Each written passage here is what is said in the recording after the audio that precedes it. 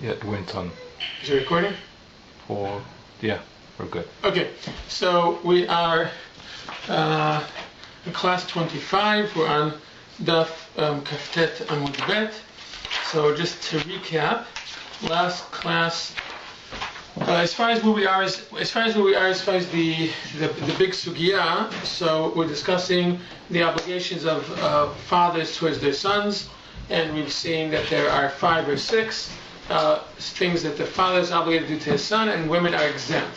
Not to mean that they can't, just that they're exempt. So we already discussed Brit Milah, we discussed Pidyon Haben, and we discussed Talmud Torah. Right? So this was the circle that we saw regarding Talmud Torah. We went off on a few tangents. We saw a few little questions about Pidyon Haben.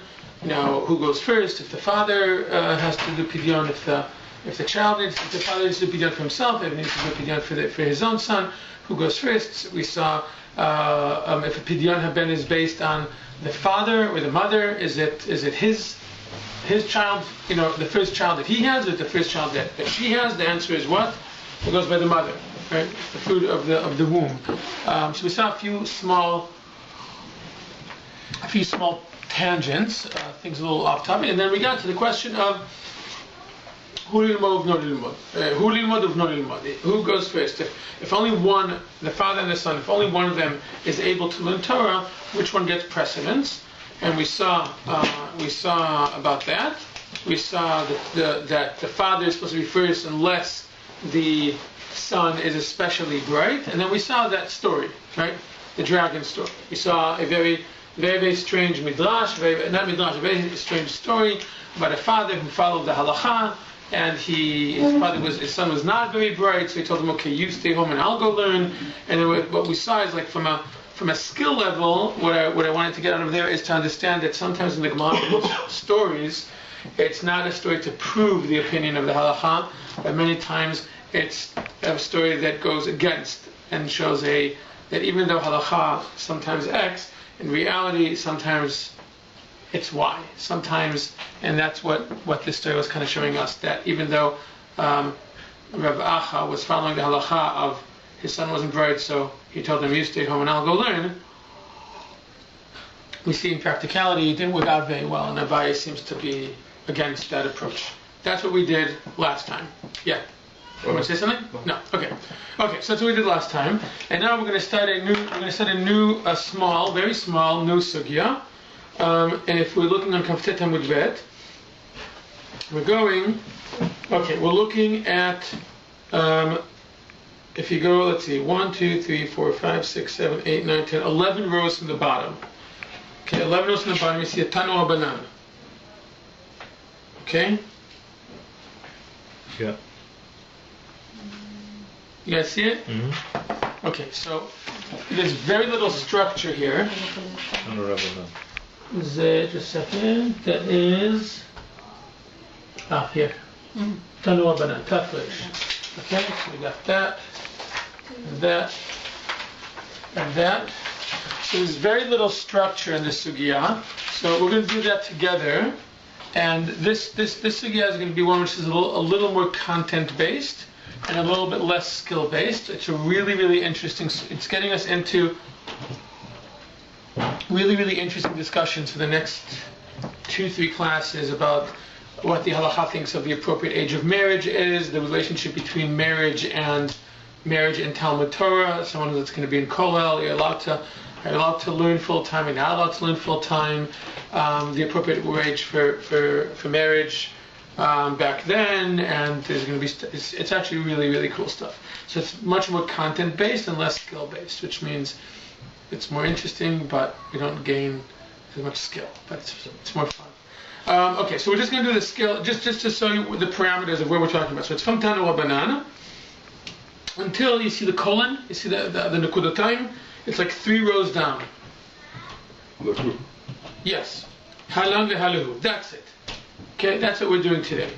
Hopefully we'll get through all of it. And then next class we will see, we're going to compare, this class we already might get to Rashi, but we're also going to see a Tosfot. It's been a while since we've seen a Tosfot. So far I think we've only seen one. Yes. Right? But it was great. Remember? It was awesome. Tosfot's great. But so this time we're going to get to it's going to be even more awesome. It's really, really great because it's going to teach us a lot about sociology and how people lived back then and socioeconomic situations in different countries and in Jewish communities. Doesn't that sound cool? It really is. It's very cool. So, yeah. Okay, so we're just going to do the structure of it. We're going to do it together because no matter what, even if it's more of a content-based sugya, you always start with structure. You want to make sure you know what's going on. So we're going to do this together. We're not doing it on a worksheet. We're just going to do it. So someone started me off. The first function word. Look at it. It's the first function word that you see.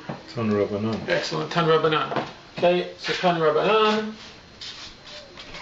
which is Tanu Rabbanan. What stage is it?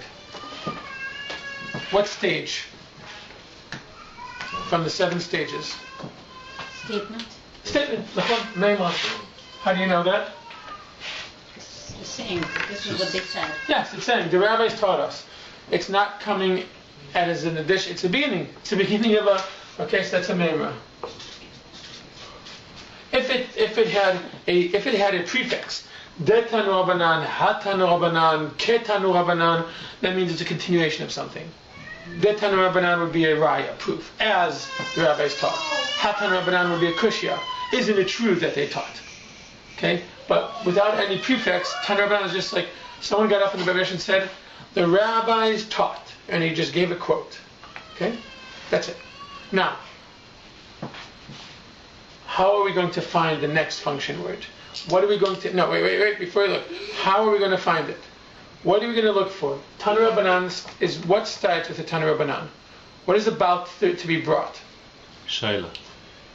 Well, you just think that because remember, so you assume there's going to be foul. I'm saying no. Right after the words Tanu Rabbanan, what is being brought? What do I know about the next words after this phrase? Quote. A quote from where? Torah. No. Mishnah. From a Tanaic source, right? So, going back to our fundamentals, anytime you have the root, Taf Nun Vav, or Taf Nun Yud, right? Or Taf Nun Yud Aleph, any one of those variations is a Tanaic source. It's not all of the Tanakh sources were recorded in the Mishnah. No, they were not all recorded in the Mishnah. No. But anytime you have this root, matnitin, tanina, it means it's a quote from because let's remind ourselves. I'll do it over here, right? That the word Mishnah, okay. Oh, sorry. The word Mishnah means to repeat. Vishinantam levanecha v'dibarta bam. Okay, because until Rabbi Yehuda Nasi came in the year 220, it was all oral. It was all, in order to remember it, they would repeat it over and over and over and over again. So the word Mishnah, just like the word Shana. What does the word Shana mean? A year. Why? Because it repeats itself. Okay, the circle, the cycle, what do you call in English this? Ma'agara Shana, the circle of the year. Circle of life. The circle of life, circle of the year, right? That it's repetitive, that it comes again and again and again, right? So the word shana means to repeat. Okay? Like Vishinantam levanecha v'dibarta bam. You shall repeat these to your son so they know it. Okay, and speak. Okay?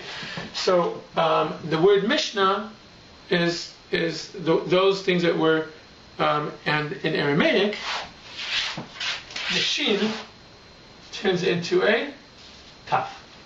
So you have taf, nun, hey, or hey in Aramaic turns to an aleph. Tana. Okay?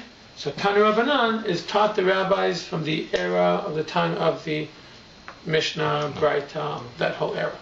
Okay? Great. So, we know, after these words, we know there's going to be a quote from a Tanaic source. Therefore, what language is it going to be in? Ivrit. Ivrit. Right. Why? Because. How do you know that? Because all of the Mishnah is in Ivrit.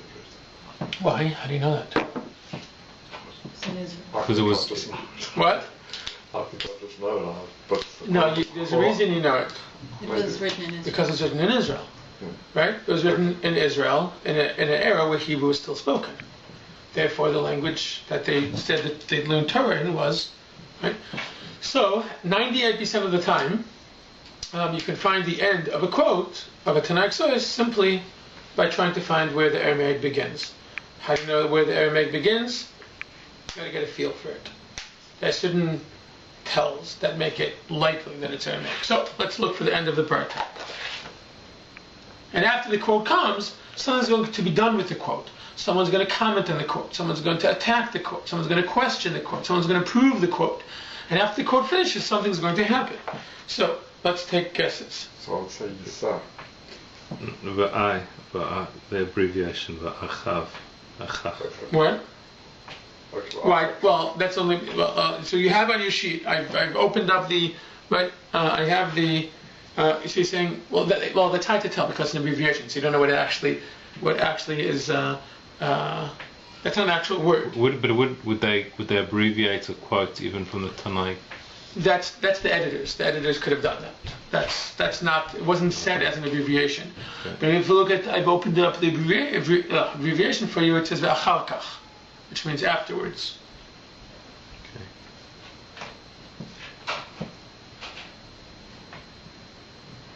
Go listen. My rule of thumb is, if you're not sure it's Aramaic, chances are it's not.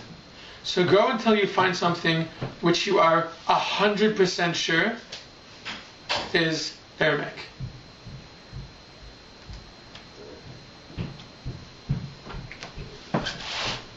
זה באמר רב יהודה אמר פרשמות. Ha. What? למה את חושבת? ששם מפסיק ה... Okay, so Edith is right, but not because of the Aramaic. This is the case. I was trying to trick you guys. You should have said Villa Plige, because Plige is Aramaic. But this is what, remember I said when 98% of the time you can tell by when the Hebrew ends. So this is one of those 2%. Edith's right. And it's hard to use our rules to catch it. The next stage is the quote ends with Amar Rav Yehuda Amar Shmuel. Okay, even though it's not Hebrew, because it goes Amar Rav Yehuda Amar Shmuel halacha. The word halacha is not Aramaic. Nosei isha ve'achar kach ilmod Torah. Right? None of those words are actually Aramaic. But because the Amoraim, not every single word they said was Aramaic. Just like when you go to a class, just like right now, right? If someone were to record our class and transcribe it for 100 years later, a lot of the words that I'm using are not English. Right? You can say, oh, how do I know when it's Rabbi Spitz speaking and not him quoting? When he's using English, and when he's using Hebrew, that's when he's quoting. But that's not true, because sometimes I'll say a word in Hebrew, even though it's my words. So the Amoraim did use Hebrew words. They usually, most of what they said, they used Aramaic. But on occasion, they would use more Hebrew. Okay? Wouldn't you also know if it was talking about a Tanakh source again? It would say like something like Tanu Rabbanat. They like this is almost like present tense in the. So now, yes, you're getting to why it is that how we would know using rules, without knowing, like really knowing it ahead of time, knowing that this is not the part of the quote anymore. Because if suddenly another opinion is being brought in, right? We have our basic opinion. It says, right? It says Tan Rabbanan. It says something, and then another person is introduced. Now, if you guys remember, we saw the difference between. Let me see which one of these actually works. Between Rabbi X said versus. Second. There we go. So these references. If you guys remember, this is Rabbi X Amar, okay, versus Amar Rabbi X. Okay? We spoke about this a long time ago, so it makes sense that we don't remember it that well. That what I'm about to say now is it's not really translatable. I think it's hard to translate it, but in Hebrew, Amar Rabbi X is always going to be the beginning of something. Rabbi X says is going to be a response to something. Amar Rabbi Meir, Rabbi Yehuda says it doesn't shout anything. It should be like saying Rabbi Spitz says. Okay, it'd be more in an intonation. But Rabbi Spitz says, no. That will always be a response. That will not be the beginning. Okay? And in Hebrew, at least, Amar Rabbi X is the beginning of something. Rabbi X says is going to be, that's just the way it always appears. So over here we have Amar Rabbi Yehuda Amar Shmuel. Now, if it were a continuation of the quote, it would bring us to the first opinion, and it would say, but Rabbi Yehuda Amar Shmuel says something else. So the fact that somebody says it starts a new sentence, not responding, that is an indication that this is a new stage. Another thing, at some point you learn that certain, for instance, let's say it was quoting, let's say somebody said the name of Rabbi Akiva. You would know automatically that it's a Tanakh source, because we all know that Rabbi Akiva was a Tana. How? We just know.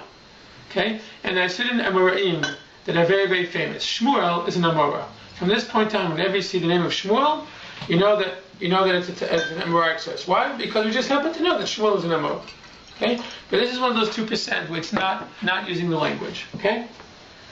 Is it the Amar in this context means says, right, as opposed to Yes. said? No. So, No, that's actually said. He said past tense.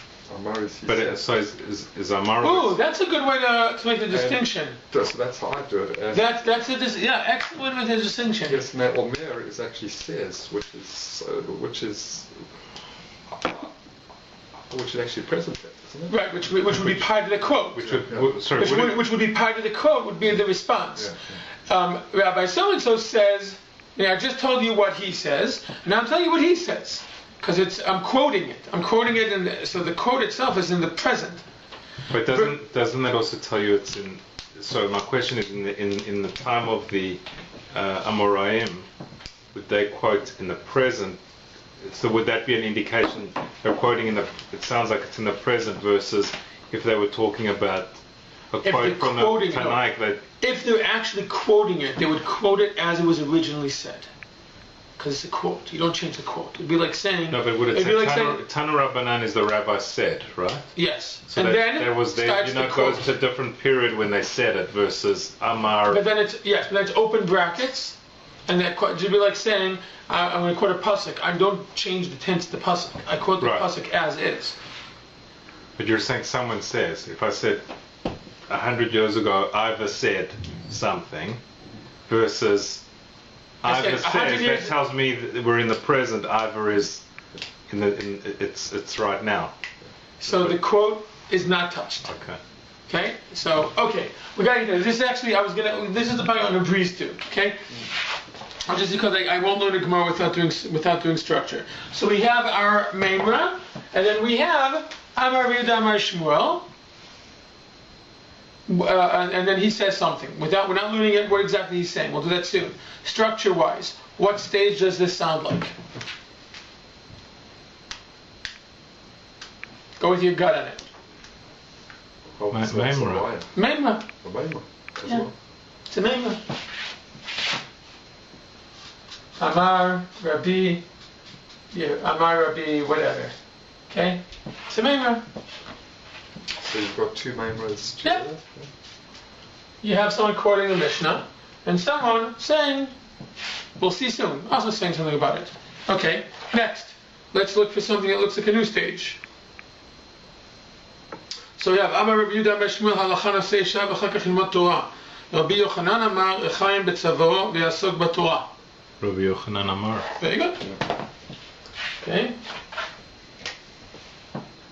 Rabbi Yochanan Amar. What would this be? Remember what we just said over here? What could Araya. A raya? Remember, when there's a raya, usually we have a de. We say as it says. Because a raya will always be, this is good because we're going back to fundamentals, a proof, things can be proven either from logic or from, forget this, don't lose your memory, just think logically. You want to prove something. What are you going to use to prove that you are right, or that someone's wrong, or that someone is right? What can you use to prove that something is correct? I mean, it is obvious. What? Quote. Logic or a quote, meaning a source. I can prove what I'm saying, what I'm saying is right, what you're saying is wrong, or I can prove that you are right by either using logic to prove just logically that you're right, or to use a source to prove that you're right, or to prove that you're wrong. Right? Then it's going to be a quote. Right. Okay, or there's going to be a logical. Usually, So there's going to be that dalet, as it says in, or something of that sort, some function word. There aren't any function words here. Okay. So it's a memra. What? It's So another it could be a memra, right? So could be a memra, but he is responding to. Okay. Teshuva. So there's no shayla. Eventually I'll get there. What? There's only 7 stages. What? So again, there's a reason why I didn't give you guys to figure out the structure because it's not a normal structure where there's it's a shayla. Okay. And this part I'm just getting through this because I really want to get to this part. Okay. And then let's find the last stage, which we know is going to be what? What is the last stage going to be? Teshuva. A tshuva. Let's see if we can figure out where it is.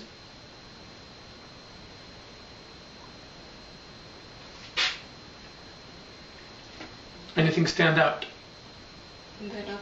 Nachon. Lama? Very good.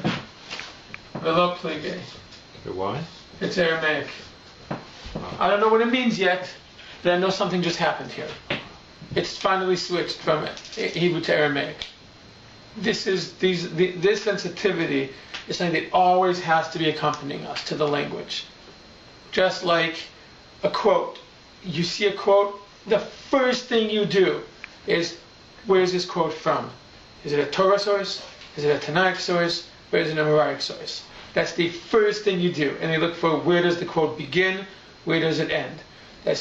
These are the sensitivities that when you learn Gemara have to become second nature. Okay, so you see Hebrew, you know it's a Tanakh source. You see Aramaic, it's an Amharic source, except for 2% of the time. Welcome to the 2%. 2% is not exact, I'm just making it up. Sounds good. Okay, tshuva. This is the structure.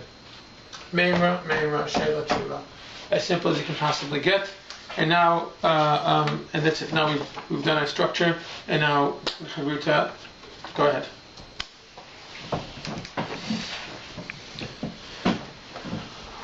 So I'm just going to get something. If I go to these pens.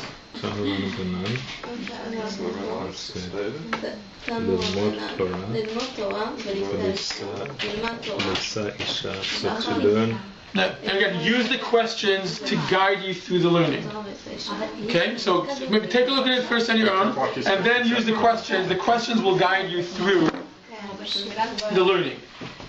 And you now know where each stage begins and ends. You're saying these questions? Yeah.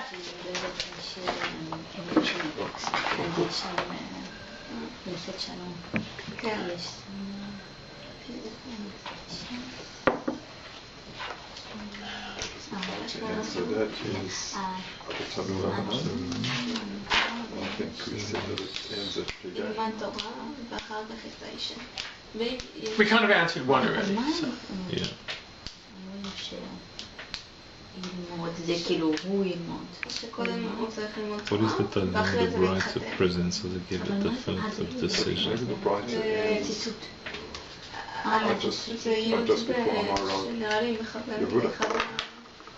So when you talk about the brighter, that's not the sugya here, that's just... The brighter is... the brighter is the Tanakh source that's being quoted. So it would be the first one. Brighter is... So in this case... Brighter is a Tanakh source that did not make it into the Mishnah. Right. So in this case though, the sugya and the brighter are the same. No. The sugya is the entire section, the entire discussion, from the beginning of the discussion to the end. The brighter is the material that the sugya is going to discuss. The sugya is like a section. Or a... every one of these that we've gone to, you said we're going to do this sugya and this sugya. Well, sometimes people will refer to the term sugya to a lot of different things. Anytime you talk about a section, but sometimes sections are, this is what I define as our sugya. But our section today is a self-contained brighter from beginning to end. No, the brighter is the opening of the sugya. The brighter is the quote. The brighter is a quote from a Tanakh source, and then we're discussing that brighter. So would be the discussion and the conclusion of that discussion plus the Breita is a sugya. Sugya is just a different word for a section, a learning section. Okay. So would that be the end of the first Maimah? That's the end of the first Maimah, would be What? the Breita. Yeah. אני רק סיימתי עונה השנייה של שטיסל. So it ends as the Torah. סיימת את העונה השנייה? כן, אין יותר. אני מקווה שזה גם פאודה. זה אני לא. זה Okay, so זה על that's so you're right. מסתערבים, What is the הקבוצה. Breita? אתה אומר שטיסל? No, sorry, what is the dilemma the Breita presents? זה הקבוצה They שהם want to learn Torah בגדים של ערבים והם מחפשים מחבלים. אוקיי. and to carry. I think this has to carry אישה. Isha, כאילו Isha, העתק של שטיסל. אוקיי. Yilmod Torah, a woman זה יותר קרוב לשטיסל. to learn Torah. And, Yilmod Torah. Now, but you should recognize the structure and to of maybe this sister. from one of our previous sugyot. It's repeating the same. Go ahead. What do you think it means? What do you think the dilemma To a is? sister woman. Or What? Yilmod to learn Torah. up to a sister woman in learning. Why? What's Lisa Isha? Can I put it down here? To bring to Nisuim. What's Nisuim? Oh, What's Nisuim? that's actually to marry. marry. Correct. Oh, okay. Yilmod Torah v'lisa Isha. And to marry a woman and learn Torah. Yilmud Torah. מה לעשות קודם? And so Yomud is actually future tense of Torah. So what do you think the dilemma is? Lilmod Torah v'lisa Isha. Which one comes first? Meaning what? Should you first be learning Torah and then get married, or first get married and then learn Torah? That's the dilemma. Because, by the way, you should be familiar with this structure. It's been a while since you've seen it, but remember in every single one of the stages of the different mitzvot that we've done, hu lilmod uvno lilmod. That was the previous dilemma. Hu livdot uvno livdot. Remember? It was the exact same phrase. These were all being studied at the exact same time. And they discussed, where do we know a father's obligated, where do we know a woman is exempt? And then someone asked, who livdot uvno livdot? Remember? Right over here. Yeah. If you go over here, on the bottom it says, who livdot uvno livdot? Then it said, over here, who lilmod uvno lilmod? Which goes first? Him or his son? And now it's asking, lilmod Torah v'lisa Isha. It's not even phrasing it as a question, just saying this versus this, which with the question being what? Israel? Oh, sorry, I wasn't. Well, so what's the question it's asked? What's the dilemma it's presenting without even asking it? Yes, and so which one takes priority? Right. And then it gives. Meaning if you can do only one, which okay, that's it. Now continue. But then it seems to answer the question. Yes. Yeah. In the same memra. Yeah. Yes. Because it's not actually answering the question. It's saying, if you have a dilemma of learning first or marrying first, you should do the following. Right. Okay? Continue. ואחר כך, After that. Isha, so marry. Oh, see. Marry a woman. So learn Torah In other words, first. you Then you should marry. and after that you marry one. Ve'im, If Shalom. sure, if it's not possible, After what? Isha, so marry a woman. ואחר כך, and after that, ילמוד and learn Torah. Okay. אמר רבי It יהודה, has to be with מה שלומכם? מה? מה זה רחיים? כן. מה זה רחיים?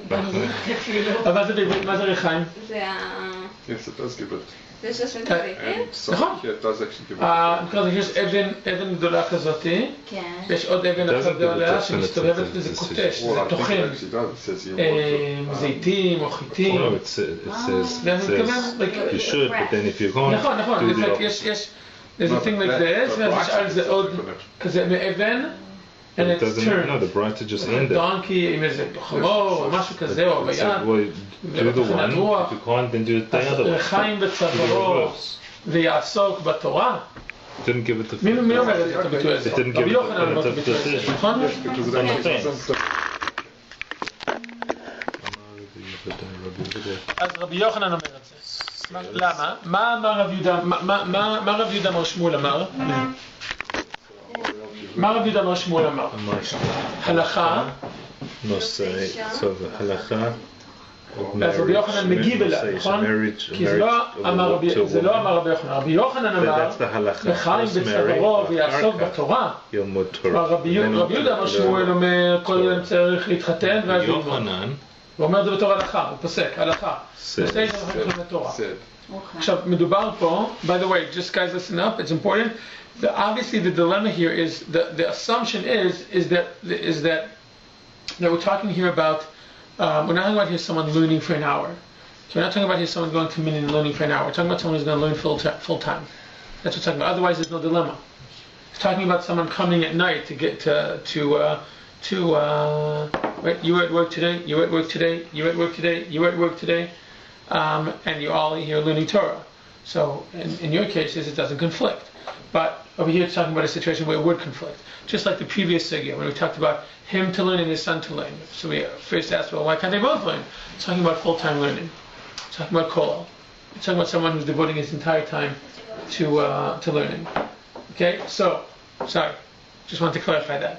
נכון, אז רבי יהודה אמר שמואל, כמו שמואל אומר, קודם כל נושא אישה ואחר כך נאמר תורה. אז אומר רבי יוחנן, חיים מצוו מתנה רבי יוחנן said, חיים בצווארו ויעסוק בתורה. אז מה רבי יוחנן מנסה להגיד? מה זאת אומרת רחיים? מה? לא. הוא אומר, קודם כל תתחתן ואז תלמד. אבל איך זה קשור? מה? איך זה קשור זה כמובן, you see the brackets? זה כמובן, מה? איך זה קשור לביטוי הזה? כן. אז בוא נראה, מה זה רחיים בצווארו? מה זה רחיים? ויעסוק. למה שהאדם משתמש ברחיים? And he will be... בשביל מה? What's the purpose? לעבודה, בשביל להתפרנס. He will be busy with Torah. Actually be dealing with, yes, working busy with Torah. אז מה הפירוש רחיים בצווארו ויעסוק בתורה? לא. מה רבי יוחנן מנסה להגיד? שאם הוא צריך לעבוד, איך הוא ילמד? כן. אתה אומר קודם מתחתן, ואז הוא ילמד. אבל אם הוא מתחתן, מה הוא צריך לעשות? צריך לפרנס את אשתו, צריך לעבוד. רחיים בצווארו ויעסוק בתורה. זה רבי יוחנן אומר לשמואל, על מה אתה מדבר? זה בלתי אפשרי, אין דבר כזה שאדם מתחתן ואז הוא ילמד פול טיים, אין דבר כזה. איך הוא אמור ללמוד אם הוא צריך לפרנס את אשתו? בסדר, לא, זה חלק מהדיון פה. רוב יעסוק בתורה ולא אוקיי, עכשיו אני הבנתי. לא, don't argue. he's not saying, הוא לא אומר משהו מתכוון, he's using a euphemism. שזה לא... הוא משתמש בביטוי. כן, זה בלתי אפשרי. This reading is for us, this reading is for them. Or that reading is for them. אם הוא רוצה ללמוד, לפני החתונה. So How are we doing? it is saying for us, we should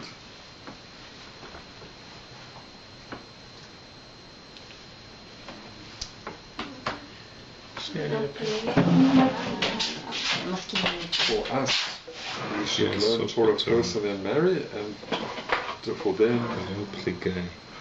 they should marry and then learn Torah. אוקיי, אז אף אחד לא מסכים איתו? לא, זה אומר שהם מסכימים. Okay, how are we doing? In other words, for us, I think we need to marry first and then learn, No, the other way and around. then for them, the other way around. Okay, so now you're, okay. So let's pause for a So who second. is for them? Who's us, who's them? Okay, Yeah. that's the big question. שלכל אחד מתאים תשובה אחרת? Oh, I see us, because they speaking, In the Yeah. terms of the Mishnah versus in the terms of... Okay. You're very close. You're in the right direction. So let's just go over the questions. Where does the Braita end? We saw. What is the dilemma of the Braita? We saw. What is the opinion of Rabbi Yehuda and Shmuel on the matter? What is Rabbi Yehuda and Shmuel's what does Shmuel say? You should first marry. You should first marry. Now it's interesting. Shmuel, okay, uses the phrase halacha. He's paskening halacha, meaning, and he's paskening halacha. Oh, beforehand, sorry. We said what the dilemma. Let's go back to question 2. We said what the dilemma of the Braita is. Does the Braita give a definitive answer? No. No. What does the Braita say? It says it's better to learn and then get married, but if you're not able to... Why wouldn't you be able to? Right? The Braita says, what are you supposed to do? Learn Torah first, then get married. And if you're not able, he's not able to be without a wife, then he should get married first and then learn. Why? What does that mean? He can't. What does that mean? He can't. He is not a strong learner. I don't know. And he gets married suddenly. He's a strong learner. His IQ went down because he got married. Wishful thinking. Okay. Why? So Rashi says we don't really need Rashi for this. And like either way, it's just very simple. Because he's not married. How is he going to focus? He's been thinking about getting married. He's been thinking about girls all day. Oh. Meaning, if you want to be a little more explicit, Rashi comes and says what? Rashi comes and says, just a second. No, wait. Does he say it? No, he doesn't say it. But we'll see soon that the whole sugya is discussing about the fact that a person who's not married, that's the whole sugya, is going to be distracted by thoughts about getting married and things to do with marriage. Okay, you're talking about young men here. So he says that he can't be without a woman. He's not able to learn because he's distracted by the thought of getting married and everything that is involved in getting married. Okay, and he says that then if you can't, then okay, then get married first and then learn. But ideally, you'd learn first and then get married. Okay, so that's the Braita. Comes Shmuel and says what? Rav Yehuda Amar Shmuel. So we're just going to say Shmuel because Rav Yehuda is just saying it in the name of Shmuel. So it's Shmuel. Shmuel says what? Halacha, because the Braita isn't definitive, right?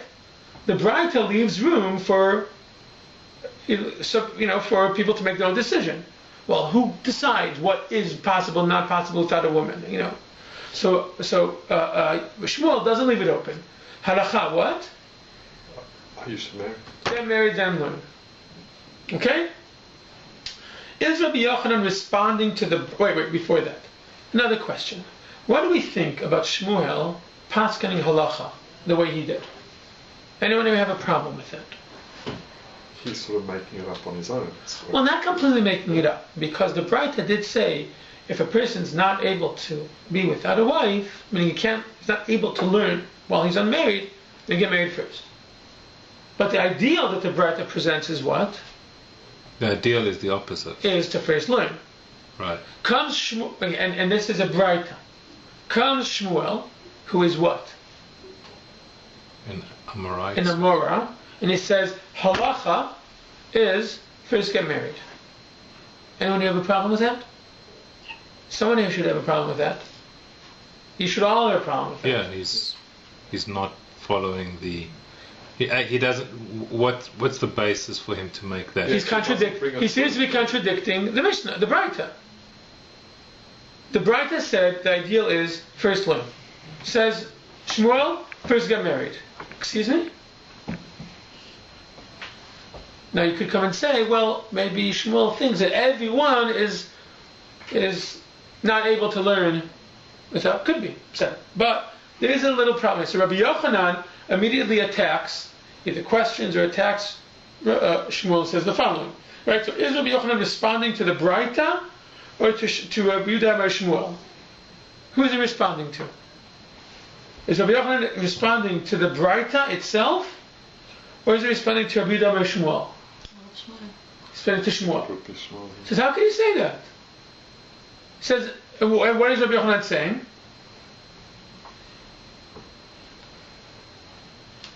What is Rabbi Yochanan's opinion on the question? Question 5.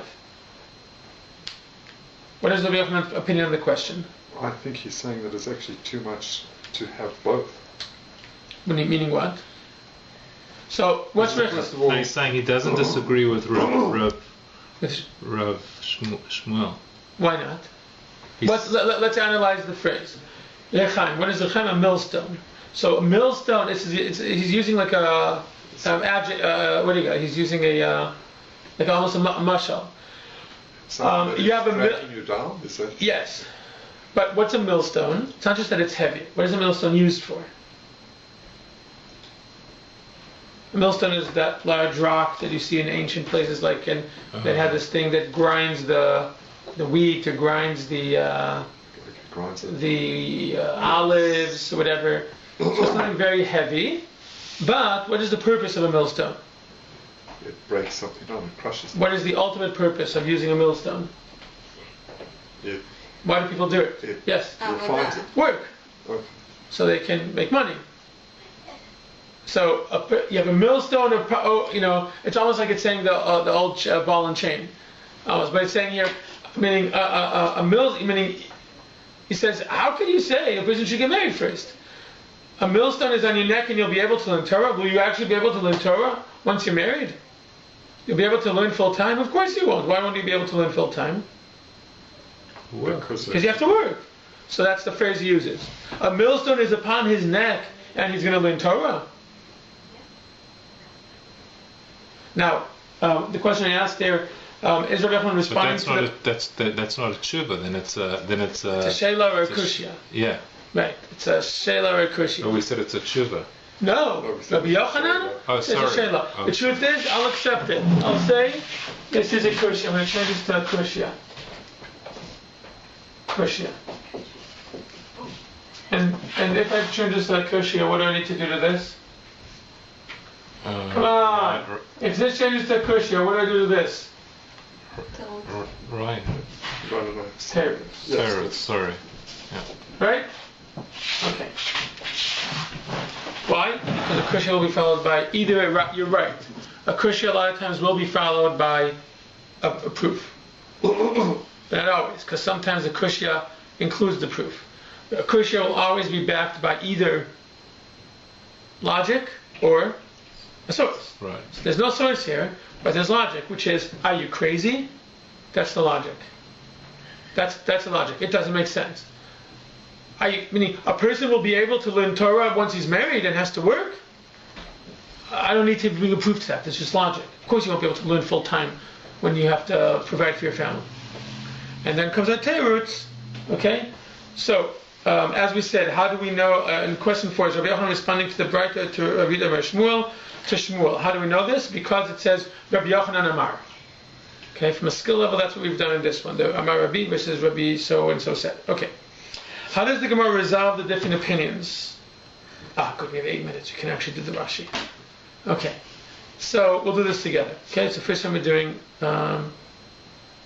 So it says Halan and Halu. It says, listen, the Gemara says they don't disagree. Who doesn't disagree? Who doesn't disagree? Shmuel and Yochanan. Right, Shmuel and Rabbi Yochanan. Says they don't disagree. Halan, he is speaking about us, and he is speaking about them. So the question becomes then, who is the us and them? So before we take guesses, let's just see Rashi. Okay? On the flip side, turn your page to Rashi. Okay, so Bnei Bavel hayu holchin vegorsin mishnayot hatanaim be'eretz Yisrael. I should have brought some translations here. It's just left over from my class at Chaim, so usually would have translated more. The people living in Bavel would go and learn Mishnayot of the Tanaim in Eretz Yisrael. Okay, this is the key point to know here. And this is going to take us 2 classes to do this, Rashi and the Tosfot that's going to come afterwards. That the custom at the time is that people who were learning full time, if they lived in Bavel, if they were serious about learning, they would go to Israel to learn, because that's where you could learn the Tanaic sources, which was the major things that they were learning. Okay, because Israel is where the Tanaim lived, and it is where their Torah was the most present, at least at the time. So Bnei Bavel hayu holchin vegorsin mishnayot hatanaim be'eretz Yisrael, umitoch shelomdim chutz limkomam, and because they would learn away from their homes, en tzorkei habayit mutalim alav, the household affairs were not upon them. It's very odd and very counterintuitive what he says here. Okay? Again, he's saying Bnei Bavel would go and learn Torah in Israel, And because they learned away from their homes, they would travel away for a very long time, they would not have to support their families because they can't. You can't wire transfer money, okay, in the year 100, right? You can't send money. If you're away from your home, then your wife's going to have to manage on her own. You can't support her from far away. So therefore, Noseh Isha, what should he do? The people from Bavel who are going to Israel, what should they do before they leave? Marry. Why? Dehava belo hirhu. That way they will be without thoughts about marriage and concerned about getting married and everything that comes with being married. Yes, I know how odd this sounds. Tosfa will obliterate Rashi on this. Okay? But he says, okay, and then so he says, look. So Halan, he says, the opinion that says first get married and then learn, which is Shmuel, is talking about the people who live in Bavel. Okay? Because people who live in Bavel, they can get married, and that way they've gotten that out of the way. They fulfill their obligation to get married, and they've done whatever they need to do. They won't be as going crazy, oh, I need to get married, I need to get married, I need to get married. They've done with that. And now, they can go to Israel and learn there for a few years, and they've gotten the best of both worlds. They also are married already, so they're not freaking out about getting married, and they're not going to be busy with work, because they can't support their family anyway. And so who supported the families back in those times? Well, if the husband was around, the husband. If the husband wasn't around, the woman did what she had to do. I don't know. Rabbi Akiva's wife. Rabbi Akiva left his famous story. This is the type of people it's talking about, by the way. It's talking about people who are going to be learning for years and years, okay, which was a very common thing during that era of these rabbis who would learn full-time. Not talking about learning full-time like 8 hours a day. They would learn full-time for 5 years, 10 years, 12 years, 13 years. So what did Rabbi Akiva's wife do? She begged for money. She was a beggar. Yes, I know how horrible this is. Don't worry. Tosfot will get as harsh of things you're thinking about what Rashi is saying. Tosfot says worse. Tosfot says much worse. Okay, but that's what Rashi says, which is interesting. Okay, lehu, them. Okay, so that's for us. Us meaning meaning Halan. So the Gemara is saying this, the opinion of Shmuel, is for us, because this is written in Aramaic. So this is the people. Someone in Bavel is saying this is for us. Shmuel is for us, people of Bavel, that we should get married first and then learn, because we're learning someone else. Meaning Rabbi Yochanan and Shmuel, the Gemara is saying, agree that a person will not be able to learn full time and support his family. Not possible. But Shmuel is talking about a situation where there won't be a conflict, because you won't be able to support your family anyway, because it'll be a different country.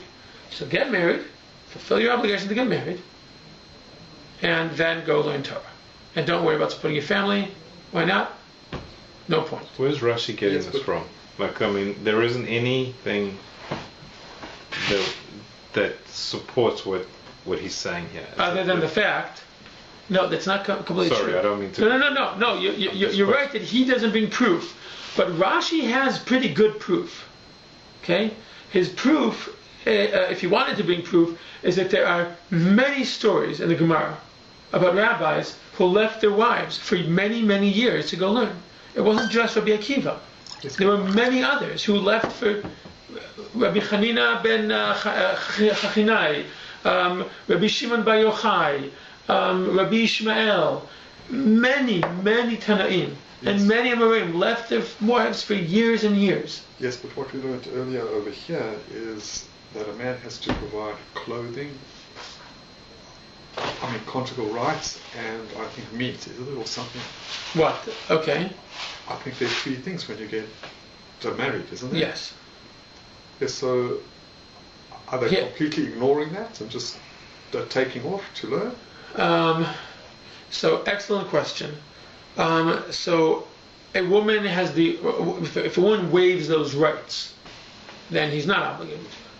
Meaning it's it's an obligation that that a man has towards his wife. But if she waives those, then, or it's enough even that this goes into a whole different topic. But part of the quid pro quo is that the husband is, according to the din of the rabbis, the husband is responsible for clothing, food, and other needs, but it's tied into the fact that whatever she earns goes directly to him.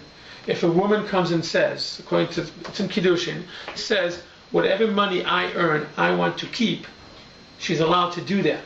But that means that he no longer has the halachic obligation to support her. It actually makes a lot of sense.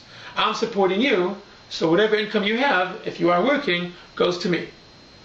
If you're keeping your own money, fine. I no longer have a legal obligation to support you. Yes, we're still married, I still love you, but as far as a legal obligation, if I'm taking care of responsibilities, then all the income comes to me. And I'll use that money, and I use my money, and whatever money comes in, to support our family. But if you're saying that you're keeping, the money you're making is your money, then fine. Support yourself. Buy your own clothes from your own money, from your own bank account. Not from my bank account. But if it's joined to the bank account, it's my bank account. That's the way halacha sees it. So if a woman is now going to be supporting herself, I no longer have the obligation to support her. I know how upside down this sounds. I know. But we're going to see Tosfot, and we're going to say Tosfot makes so much sense. And then we're going to have to justify how could Rashi say something so odd? And I promise you, Rashi makes, the bottom line of it doesn't sound like it makes so much sense. But there's a lot of logic behind it. First and foremost, because there were dozens of rabbis that we know about for a fact that did this. And that the wives were starving. And they came back years later and everything was fine. Except one story where she died on the spot when she saw her husband, who just appeared after 12 years. And she fainted and died, according to two versions. One version is that she died, one version is she fainted and then was revived. But other than that, most of the time, it turned out like with Rabbi Akiva. He bought her a crown of gold. So usually people like to quote that one a lot more than the one with the woman who died, because that's romantic, that's tragic. Okay, Lehu, and this one is for them. This one, Rabbi Yochanan, is for them. Libnei Eretz Yisrael. This is for them, the people who live over there, which is the people who live in Israel. Halomdim bimkumam, because they're learning where? The people who are living in Israel, where are they learning? In Israel. In Israel. So if you're living in Israel, you can't get married first. If he's living at home with his wife and going every morning to learn and then coming back, he can't ignore his wife. Turns out, it seems you can only ignore your wife if she's 1,000 miles away. But if she's right next to you, you can't ignore her. You have to be responsible for her and provide for her. That's Rashi's logic. Okay? So it says they're not actually disagreeing. Everyone agrees that if you're going to need to work, then of course, don't get married first. But if there's a way for you to get married and not work, then that's better. Because we have two conflicting things here. The need to get married or the urgency to get married. Okay, it's not the halachic need. It's the either biological, hormonal, or biological or psychological need to get married, and that's one issue, or one, parameter. And the other one is the obligation of someone who's going to be learning Torah full time. So everyone agrees that when they conflict, what gets precedence? Learning Torah. But if there's a way for them to not conflict, do both. When they talk about marriage here, I know there's two stages. There's Nisuyin and Kiddushin and Nisuyin. Sorry, so we're absolutely talking about Nisuyin because we're not talking about, as we'll see later on, we're not talking about urgency of finding a spouse. We're talking about less psychological needs and more hormonal and biological ones. Okay. So Rashi, we got to get down because next time we're gonna jump right into the Tosfot. The Tosfot's a big one, but it's awesome. because it's great to see how he takes Rashi and just picks him to pieces and presents a diametrically opposed approach, which is even cooler than Rashi's as far as what it tells us about sociology. We've learned something here about what was considered to be acceptable. But I'll say that just so we don't feel too upset at Rashi, one proof he has, one thing to back up what he's saying is that many people did it. Okay? Known people we consider to them to be the greatest sages. And the second thing is, Shmuel lived in Bavel. Rabbi Yochanan, Rashi's not telling you this, but I'm telling you this because I know this. Now you know it. Rabbi Yochanan actually lived in Israel. So it makes a lot of sense to come and say that what Shmuel said was being said to the people of Bavel, and what Rabbi Yochanan is saying is being said to the people in Israel. Okay? Which when we learn Tosfot, you're going to come and say, well, then how does Tosfot explain anything else? It's going to be really cool. Because it's each one of these units, it's like, well, how can you possibly say otherwise about each one of them once you understand the logic? Which is, again, this is the second time you've done this in 25 classes, going into Rishonim and seeing what Rishonim actually do with the Gemara. And you're going to have 100% opposite explanations, the same Gemara, and both of them are very convincing, which makes you feel like, then how's anyone supposed to figure out what the answer is? Because you have two excellent explanations, which sound like they fit perfectly, but they're opposite. So that's what we'll see next. Okay? Thank you. Let's say that. Thanks, Rabbi. Shavua Tov.